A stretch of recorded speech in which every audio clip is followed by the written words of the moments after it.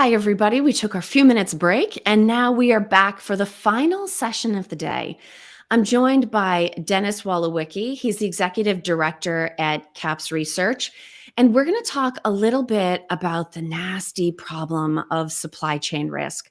So, hi, Denis. Thank you so much for being with us today to round out Mastermind Live. Hello, Kelly. Thanks for having me. Absolutely. And I'm happy Now, to be the closer. You know, that's the important position. oh, it absolutely is. And that's why we picked a really strong person to help us pull off this last session of the day. Excellent. Now, when you and I were brainstorming this out, there's been so much discussion of supply chain risk and disruption over the last few years that we sort of went down a visual, what's an analogy kind of route we could take. And one of the things that we had talked about was the idea of a hockey goalie, right? That this person's whole performance is based on their ability to retrain their reflexes, their muscles, even their definition of success to put themselves in the face of something incredibly hard and hurling straight towards them. So with that sort of tee up, I'll let you help me connect the dots for everybody that's joined us for the session. What were some of the connections that you and I were making around this idea of hockey goalie and where procurement and companies are around supply chain risk today? Yeah, well, I think one of the classic expressions about, describing hockey is anticipating where the puck is going. Not just putting yourself in front of it, but knowing where to be to put yourself in front of it, Yeah. and thinking those several steps ahead. I was as I mulled over the analogy you had come up with, which I thought was great. It's almost like you've got multiple pucks coming at you. Really, it's not just the one puck in the game. You're the goalie with 30 or 40 pucks coming at you at once, and that's the way I think supply chain risk needs to be viewed. It's that complex. And yet it's hard. I mean, for a lot of people that ended up either in operational supply chain or in procurement, not necessarily part of their training. And so, not using any specific examples, but I think we've all seen a few companies over the last few years where you're sitting and you're watching the pucks all slide into the net as the person that's supposed to be the goalie is sitting over on the bench having hot chocolate going, huh, look at all those pucks sliding into the net, right? That we're sort of being passive about risk versus getting out there and sticking ourselves between those pucks and the net. Yeah. Where do you think most companies are currently, at least in their mindset about addressing risk, if not necessarily in their actions? Well, I think companies have a very pragmatic view. Having talked to quite a few of them and interviewed quite a few of our executive members, Mm. we've taken surveys on this subject over the last years. We've gotten a lot of data points, and companies are fairly forthright. I don't think they're hiding behind the illusion that they've got it under control. They're saying they don't have it under control. Yeah. That's the reality of the situation. They're very nervous about the risk. They're doing what they can. I think they're heroically and valiantly addressing what they can, but it's a slice of the problem. It's just a resource limitation. I think another challenge too, and this is kind of classic with procurement on many dimensions and some other functions as well, the function of data management and good research and insight, the function of procurement, the function of risk management. Your good performance, your success is in avoiding a problem. And that doesn't get a lot of praise and a lot of Yeah. salutation, right? It's you've done your job excellently because everything went smoothly. And so I think it's really underappreciated in many ways of what's been done to avoid the problem. Everybody gets excited when there's a crisis and there's a firefight, and then there's the heroes that put out the fire. But what about all the people that are just slaving away to prevent the fire from starting? Yeah, no, I think that's a great way of looking at it. And it actually ties into another one of my sort of favorite things that Phil will bring up a lot in conversations. So, talk about not letting perfect be the enemy of good. And I think that applies Mhm. here in a couple of ways. Just because a disruption does occur does not mean that you've done a bad job. In some of these cases, it was absolutely unavoidable. And you're almost looking at like a cost increase mitigation kind of circumstance where if you can contain the risk and have a solid plan to put in place, something bad can happen and something good can still come from it. Right. But also that we can't We can't pass on the opportunity to do the few things that are within our control. And so, sort of focusing on the firefight instead of maybe the pail of water in front of us that at least could be sent in the right direction. It gets hard in these stressful, complicated situations not to be overwhelmed by the big disruption to the point that we can't take the steps that are within our control to take, doesn't it? That's right. That's right. It's better to do something than nothing, I think is the Yeah. way to summarize that. Do something. And I think that's what most of the successful companies have said. A few of the outstanding examples that I talked to, and I just was really impressed by their programs and what they had done. They had not tried, I'm going to use all these expressions, but they had not tried to boil the ocean. They knew that it was overwhelming. They knew it was a big problem. They said, what can we do? And they focused on where it mattered. One company in particular picked their critical suppliers. They very deliberately went through a methodical process involving some stakeholders to pick what was critical and make that list manageable. And then they put full effort into managing that, really getting to know that supplier, building the relationship and the trust, involving the stakeholders, involving the executives in the company, which is often something that doesn't happen, is raising this up a level, and getting executives involved in the discussion where there was an increased level of trust, where they at least had that covered. And they knew that those suppliers had a great influence on another tier of suppliers out in the market. And at least they had addressed that issue. And they've had good success with that program. Yeah. One of the things that I think is so valuable about having conversations like this is that we get the opportunity to get a sense of how are other people doing. For instance, in our last session, I was talking to Daniel Dorr about supplier diversity and ESG, Mhm. and he was talking about in the area of benchmarking, they found out that leaders are doing 2 to 3x what the typical company is doing. And hearing something like that can be eye-opening because it gives you a sense of, depending on where I am, somebody else could be doing 3 times what I'm doing, whether they're doing it differently, they may have different resources. You also tapped into your membership to get sort of a read or a feeling for where companies are focused now around supply chain risk and their response to it. I'd Right. love to give you an opportunity to share some of the very honest things that you heard back. Hmm. Yeah, thank you. Yeah, we got, and I shared that list with you, so you can appreciate just how candid and Yes. those points of feedback were, and really kind of the angst that comes through in that set of feedback is that most companies are acknowledging this is a big challenge, as we said. Most companies are figuring out, where do I start? It's big, so where do I start? And they're acknowledging they need to do something. And then the next question is, well, what do I do? Do I address cyber risk? Do I address Yeah. geopolitical risk? Do I address supply continuity risk? How do I attack this? And so it's a matter of what to do. The problem of getting suppliers engaged, the one outstanding example I outlined was the company that picked their 10 most critical and they focused. But the company that perhaps doesn't have those 10 most critical suppliers, maybe they've got 100 they've got to look at. The common complaint that came back was getting them engaged and getting them to care as much as the customer company cared. Yeah. One of the quotes I loved was, we have a lot of obtuse suppliers and they have obtuse suppliers. And this frustration that, they were asking for data, they were just asking for Yeah. some reporting on, where tier 2 locations were geopolitically, and not getting responses, and the frustration of just getting people to care. And so, it's a challenge. I think one of the other things that came through is resources. Everybody's so strapped, everybody's under pressure. We've come through the pandemic.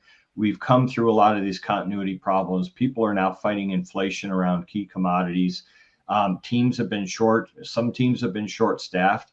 Even this far past the Great Resignation, some companies are Yeah. struggling to backfill with the right talent. Now, risk management programs are one more thing on top, just one more log on the fire. And it feels a bit overwhelming at times. Yeah. Now, one of the things that you were talking about a minute ago that I want to actually come back around to is this idea of the role that different suppliers and supplier relationships play in any team's ability to ward off risk.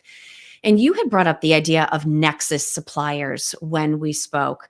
If you Mhm. don't mind starting with what in your mind is a nexus supplier, but then talk a little bit more about how they should come into this whole conversation around understanding and addressing risk.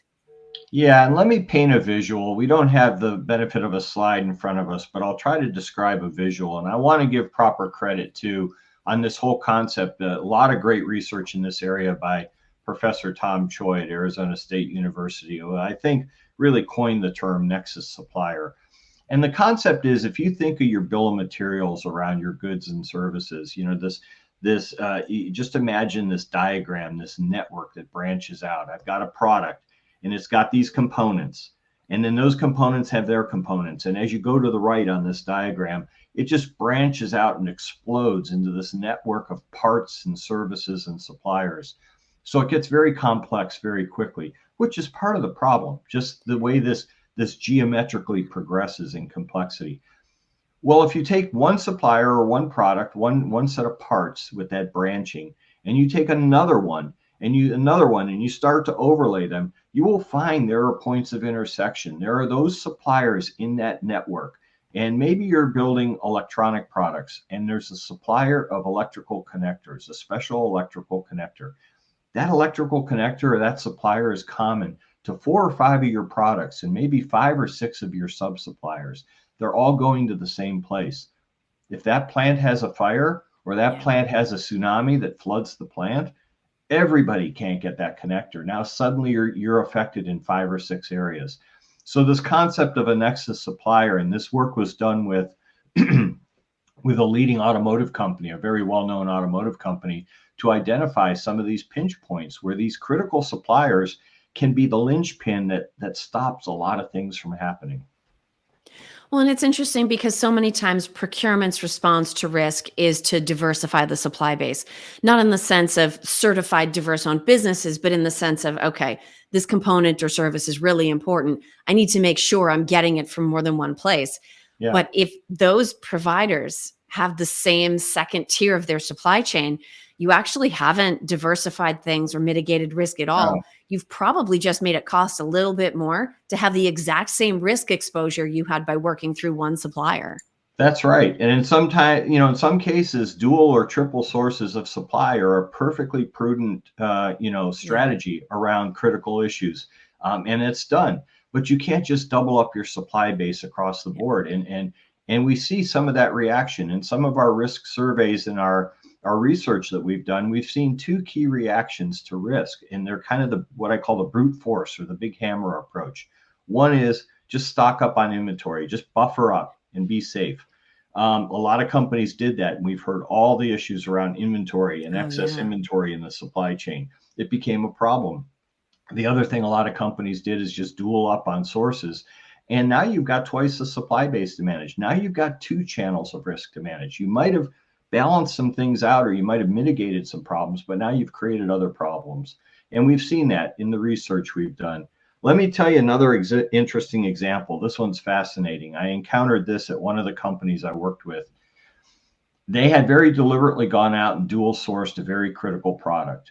It was a medical product, a medical services company. And this particular product that was being purchased was essential to the operation. Without this product, everything stops. They sent everybody home. It was that key to the operations. So they recognized that. They said, we're going to dual source. We're going to buy this particular requirement from two separate companies. We're going to spec and qualify two separate products that meet the need. They will serve equally well. They went and did that.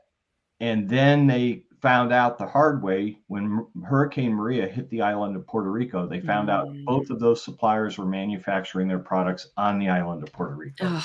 And overnight, both their dual sources were wiped out. So who saw that coming, right? Now, if you had been mapping and thinking about the elements of risk, you would have seen the geographic location of where those components came from. They just thought dual sourcing was okay, and they stopped there. Yeah. And it would be easy to look at a situation like that. And honestly, Dennis, in the last session, we also talked about storytelling. I can feel my blood pressure's up from listening to you tell that story. I don't think that's a situation any professional wants to wake up into. But it would be very easy to look at that situation and say, well, that's dumb. How did anybody notice they're both in the same place? But risk in the real world is so varied. And you listed off a few of them, right? There's certainly supply chain disruption, but there's brand risk, there's cyber risk, there's all different components. There And when are. we think about how companies in general, but then how different functional leaders think about risk, I'd be interested in your point of view on sort of the different traditional seats at the executive table. Does the CEO think about risk in one way and the COO or the Mm. CIO thinks about it in a slightly different way? Or do they tend to be aligned around, nope, it's top line, bottom line, brand value and all the pieces that need to come together to ensure that? Are they thinking of it in the same way? Or do you think there's some natural variability that comes into their perspectives based on their either functional affiliation or background? That's a really good question. And I'd have to think about that a little bit. I'm trying to play back in my mind whether I've sat and heard conversations where Mm, there's just this dichotomy or this difference in viewpoints. Um, and I don't think so. I think my quick answer to it is I believe most people think of risk the same way of, can I get the parts? Can I get the components? Am I going to shut down my operation, or am I not going to get the services I need? It's like, is it available or not? I think that's yeah. the shallow understanding of risk.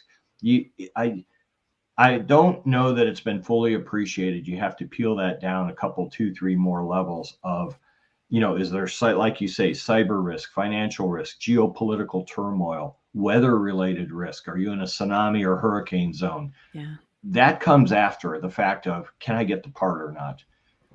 So it's a secondary thought. That's my quick reaction to that. Yeah. And I think that's fair. And it's like we talked about the fact that dual sourcing is not a silver bullet, No, but there are all kinds of other sourcings that are also not necessarily solutions. I mean, I think in the early days of the pandemic, everybody said, that's it. We're bringing everything home. We're going to start sourcing everything in the world locally.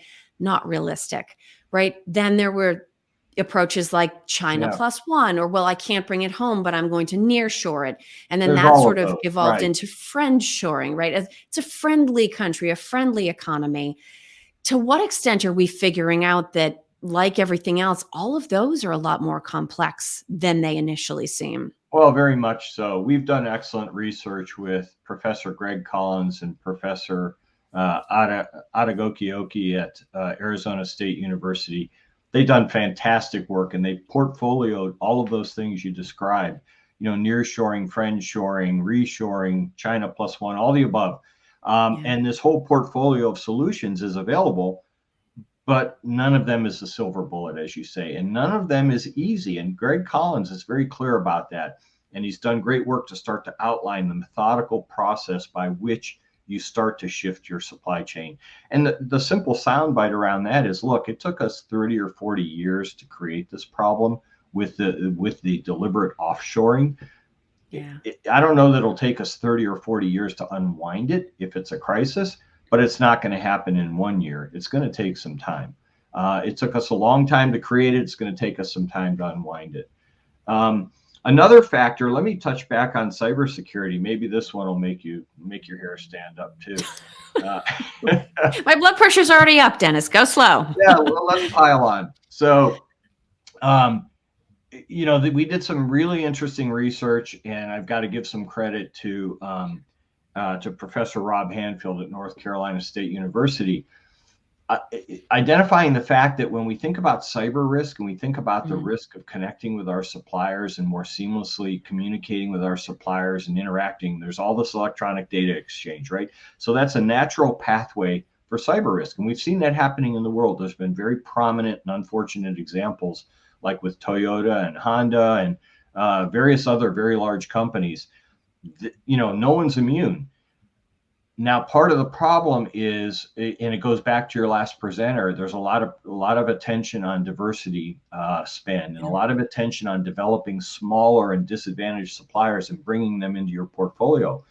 I'll just say that one other hidden element of that is the smaller and the medium-sized suppliers generally have less sophisticated IT Yeah. infrastructure. less resources to manage these firewalls and these security protocols, they are often the greatest source of cyber risk. And I'm not trying to disparage the whole notion of using smaller Of course. suppliers, but you just have to acknowledge you're introducing a whole nother element of risk around cyber with a lot of those companies. Yeah. And at least being aware of that up front, right? That's part of the process. I remember from my consulting days, hope is not a strategy. You can go into something with a positive frame of mind, saying we want to work with smaller, innovative, localized suppliers. In some cases, that may even understand our target consumer community in ways that we don't. But we need to be aware of what that means.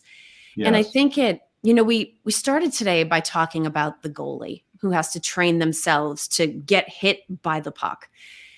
If the first step is accepting that there's no silver bullet, and the second step is acknowledging that none of these solutions are going to be as easy to apply or as straightforward as they seem, then the thinking that got us to where we are is definitely not the thinking that's going to get us to where we need to be. And so before we can have different decisions and strategies and actions, we need to start thinking differently.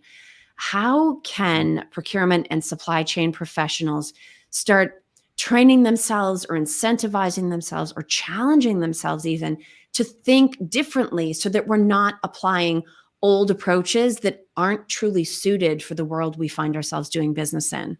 Yeah. Yeah. And I don't think it stops there. I think you've Yeah. raised a great point of raising the awareness within procurement and supply chain.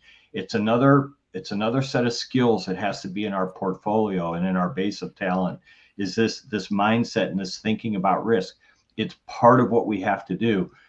I think there's another dimension to that, and this was actually a best practice that came through in our discussions with corporate members, is involve that next tier of people in your organization, your product managers, your salespeople, your operations managers, those folks that are one more level out and they're perhaps touching the customer at the front line. They have that interface. That's a whole nother tier of people that can be and should be engaged in this whole risk management strategy. Make them your allies, make them part of your team. We talk a lot about stakeholder relationships in supply chain. Here's one more reason to do it: is you need this strength and this diversity of mindset, the ability to see things early and the ability to have creative responses. That Yeah. comes from having the right people on the team.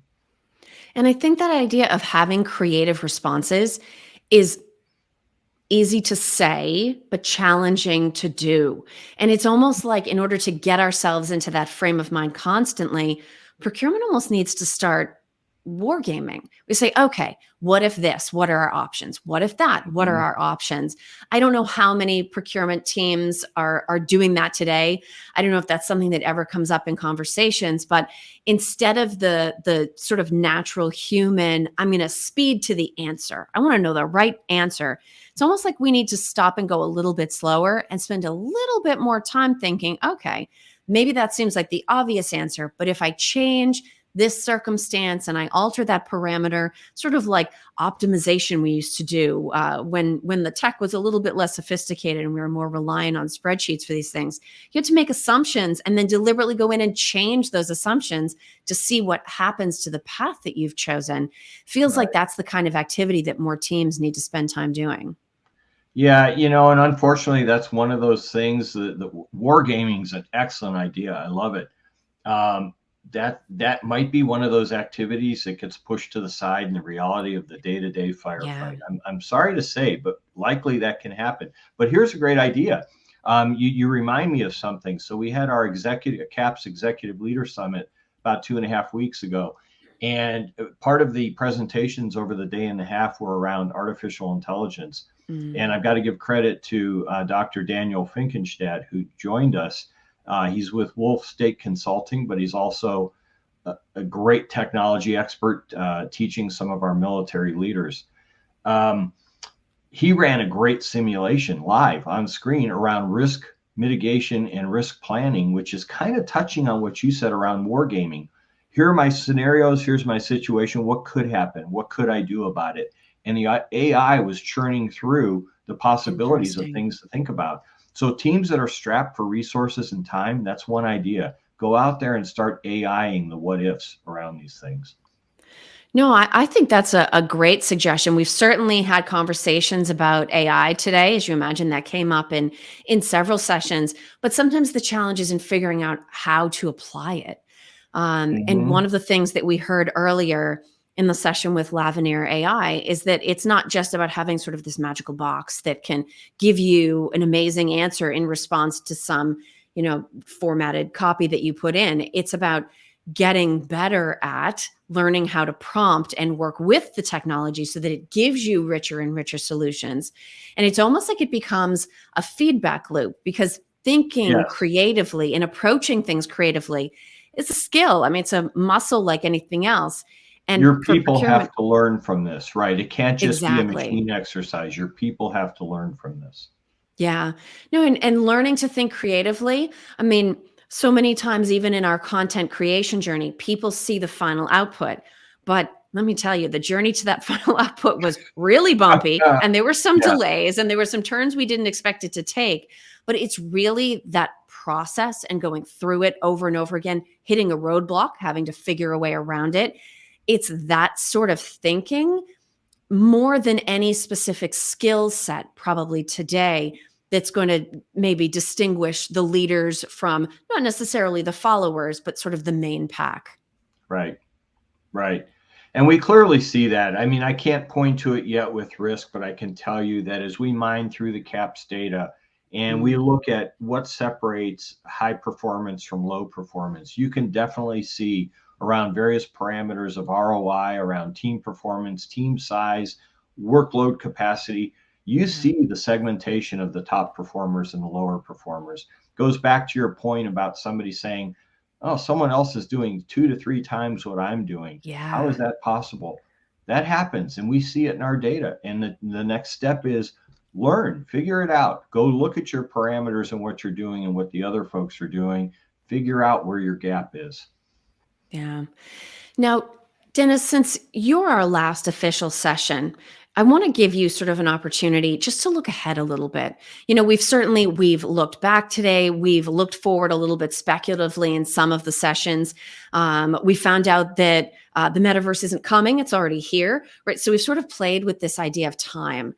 As you think about both the research that you read, the researchers you've worked with, and also the direct efforts that you have going on with the CAPS research team, any thoughts or ideas that you want to leave us with as we start this sort of 6-week journey to shut down 2023 and get ready to open the doors on 2024? Any sort of early looks or things that you think are going to be major themes next year?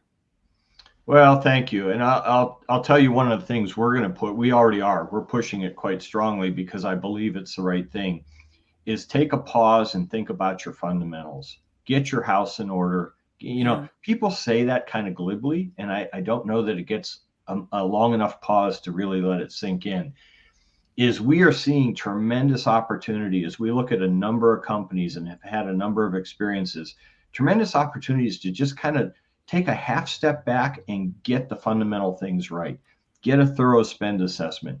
Take a good hard look at your organization, your capabilities, and your talent, and how it's structured across the needs in your portfolio. Take a good hard look at your suppliers and identify who's the most critical, where do you have gaps, what can you do next.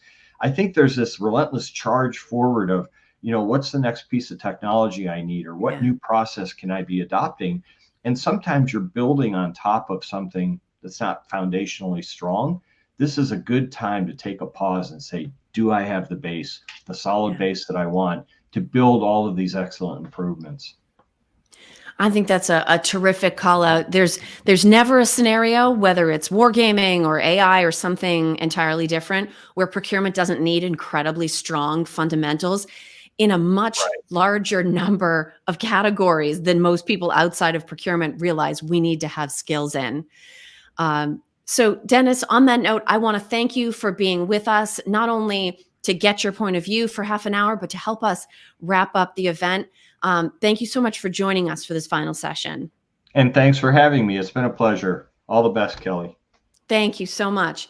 And as we do wind down Mastermind Live 2023, I want to give some other thanks as well. As Phil said, as we opened the day, we would not be able to bring you almost 4 hours worth of absolutely incredible thought leading content without the support of our sponsors. So thank you to SAP, thank you to Lavenir AI, thank you to Spend HQ, and thank you to Supplier IO for not just providing their resources, but also their best minds to help us have the conversation we did today. Thank you to all of you who joined live sessions, who put in your thoughts, your comments, your questions into the chat, who found that emoji button down the bottom and gave us the energy that we and our speakers so look forward to during these live events. And of course, thank you to my team. Thank you to Phil. Thank you to Helen, Amit, Brittany, and Brianna. There is so much more that goes on behind the scenes than you would necessarily have any idea sitting through a day that was fortunately, and now I can be done knocking on wood, free of tech issues. Before I let you go, I want to let you know that we're not done either. We've already got the first virtual event of 2024 open. We'll be kicking off digital outcomes in late February, and that event is open for anybody that wants to already sign up, save the spot in their calendar, and hold their place in the event. So we'll be sharing the link to that so that you can sign up. There'll be more specifics coming about that in the following days. But on that note, thank you for being with us for a terrific day. Thank you for helping us make Mastermind Live 2023 the success it was. Have a great rest of your day and a terrific rest of 2023.